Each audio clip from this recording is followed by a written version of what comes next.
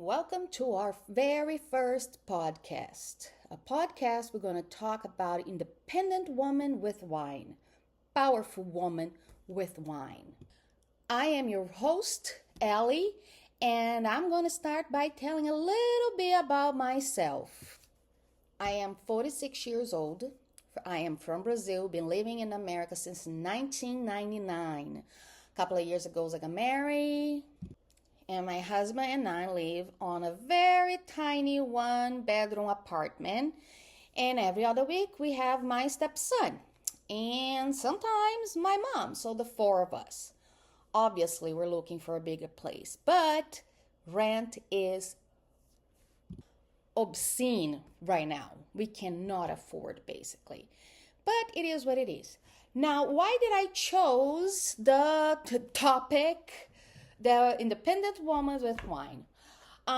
Because of me. I've been an independent woman for many, many years, since I was 17 years old, basically. I started working when I was 14, but paying for my own things since I was 17. And I very much enjoy wine. Maybe sometimes I enjoy a little bit too much, but that's okay. I am having a glass of wine right now because that podcast is called Independent Woman with Wine, so obviously I'm going to have wine while I'm doing this. The wine that I'm drinking right now, it is a Cabernet Sauvignon. It's called Rock and Vine, Three Ranches, 2021. And it's pretty good. I paid $18.99. Honestly, $18.99 on a bottle of wine, it is a little bit out of my price range. But I thought, what the heck, I'm recording my very first podcast. I'm going to have something good. And it is delicious, I must say. It is smooth and goes down nice. I've been wanting a platform or something, an outlet for me to express myself, the struggles that we have in life, not just me, all of us women out there who are the head of the household, and you have to, from an early age, have to help at home, you have to help mom with your young siblings.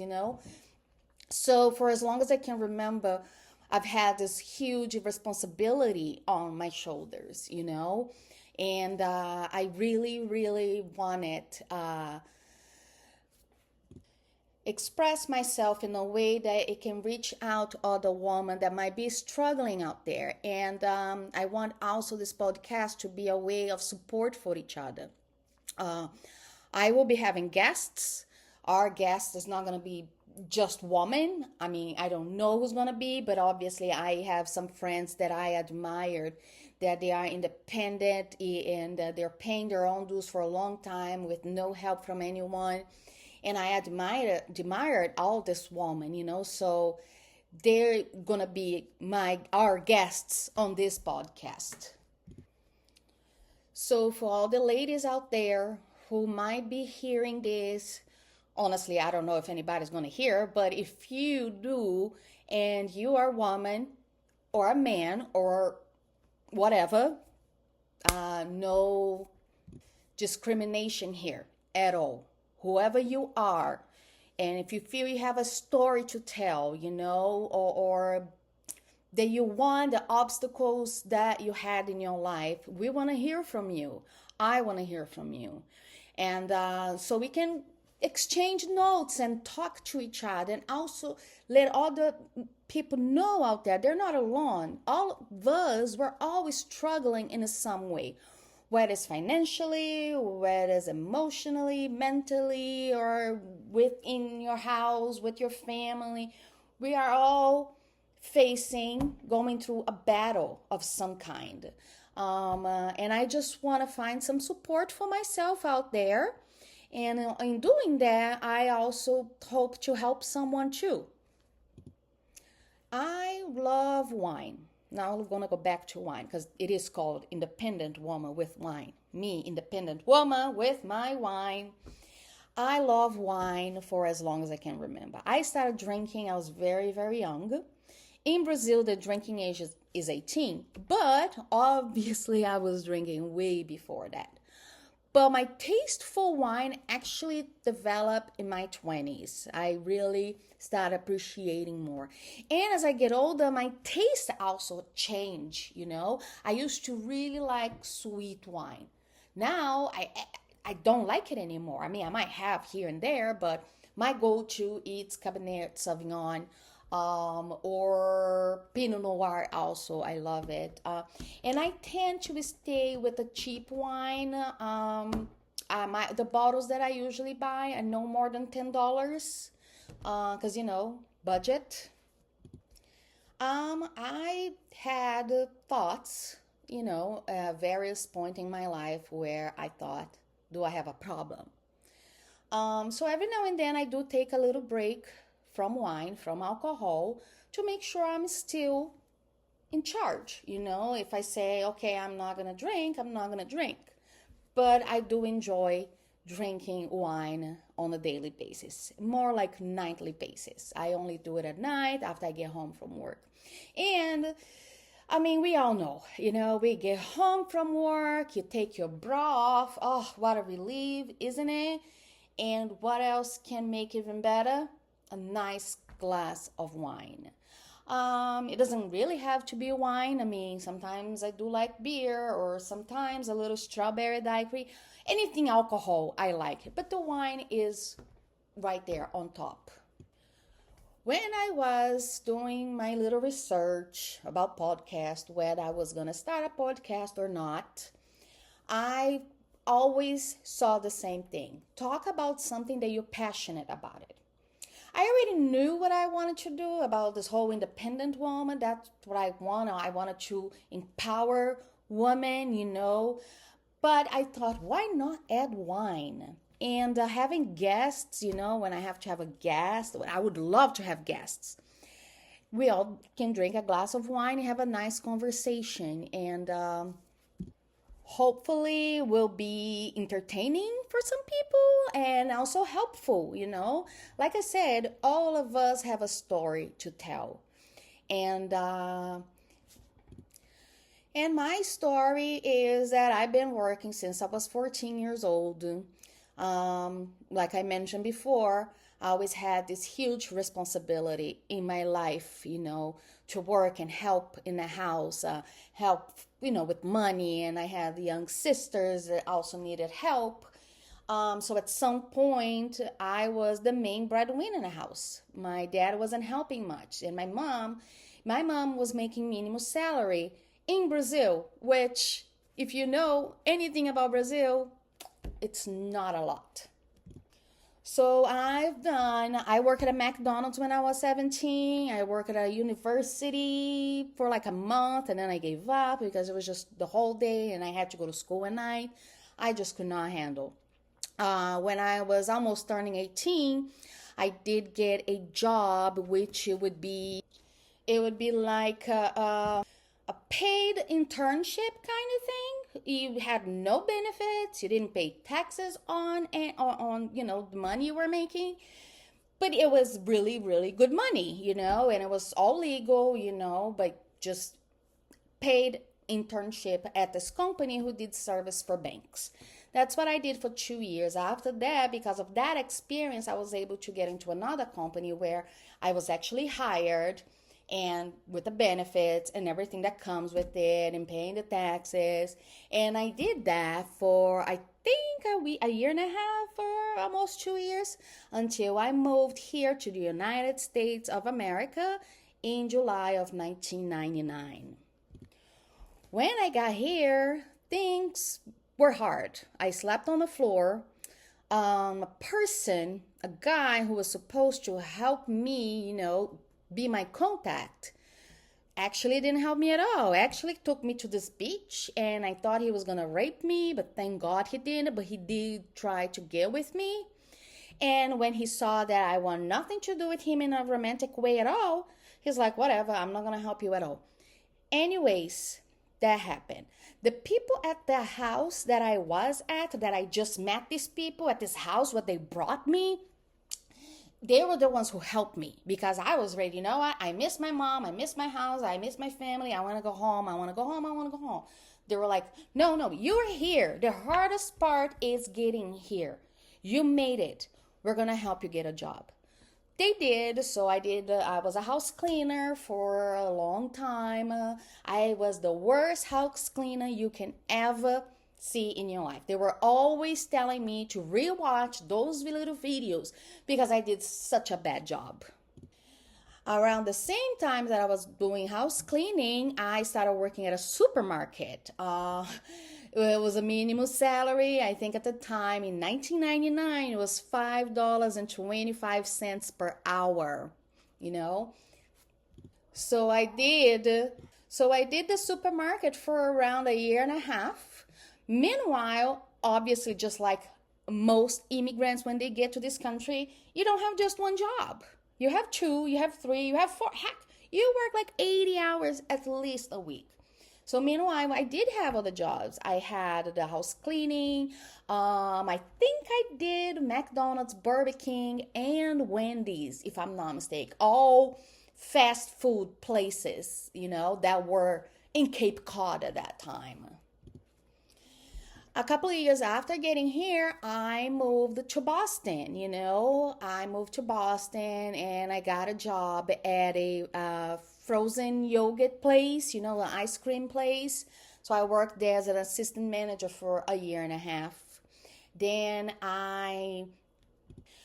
So I forgot to say, while I was still in Cape Cod, I took a CNA class, a certified nurse assistant. So I did nursing home too. I took care of elderly people, changed their diapers, gave them a bath, whatever a nurse assistant's job, has to do. While I was at the ice cream place, I did get another job at a nursing home in a nearby town. So I also did that.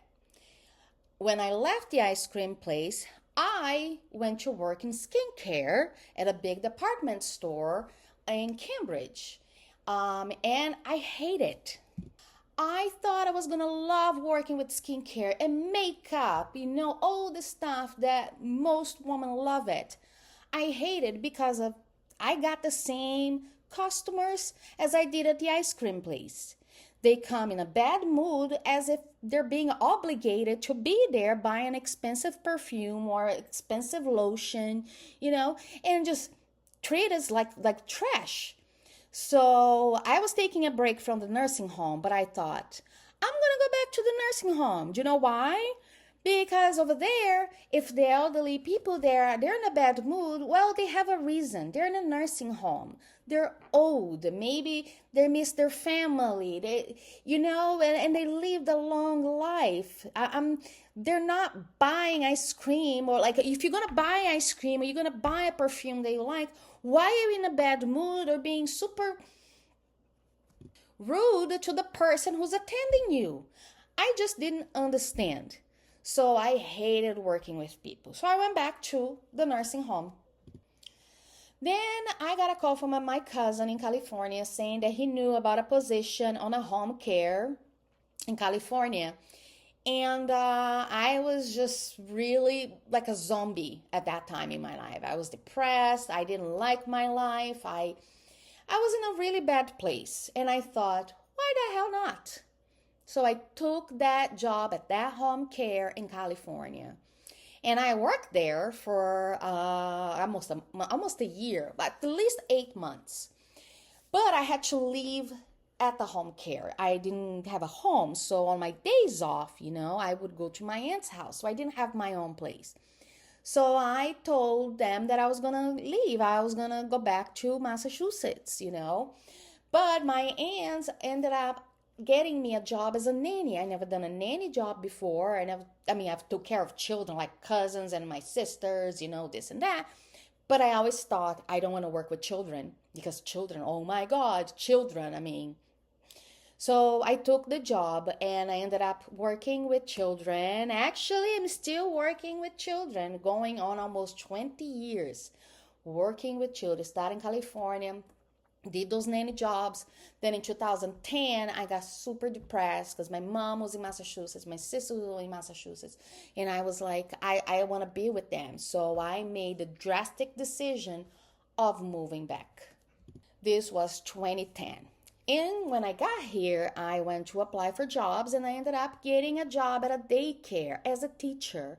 And I never thought I was gonna like that. Oh my God, so many children. I actually love it. I was at this daycare for almost 10 years. But with every job, you get burned out. I got burned out. Daycare teachers need so much respect, but they also need money to pay their own bills. I had no money to fix my car. I had no money to afford internet at my house. I was burned out. So I left. I told them in January I was going to leave. It was the first week of January. I told my bosses, I can't, I'm burned out. I need a change. And I told them. I haven't really had found anything yet, but I wanted to let them know. I didn't want to do anything behind anybody's back. So I told them I'm going to start looking. So, I'm looking. So at some point I'm going to come here. Here's my 2 weeks notice. So I did that. On my last day at this place was the last day they were open before the shutdown because COVID.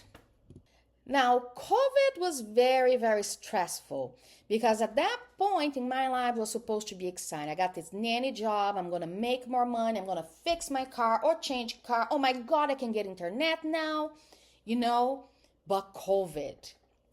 But COVID, it was bad. But for me, it was the best time of my life. It was just, I had a little bit extra money. I could eat a little bit better. I didn't have to go to the dollar store to buy the stuff I need. I could go to a regular supermarket. And it was awesome. I could actually buy meat. Oh, by the way, I am like a meat person. I'm a carnivore. I love meat. But story for another day.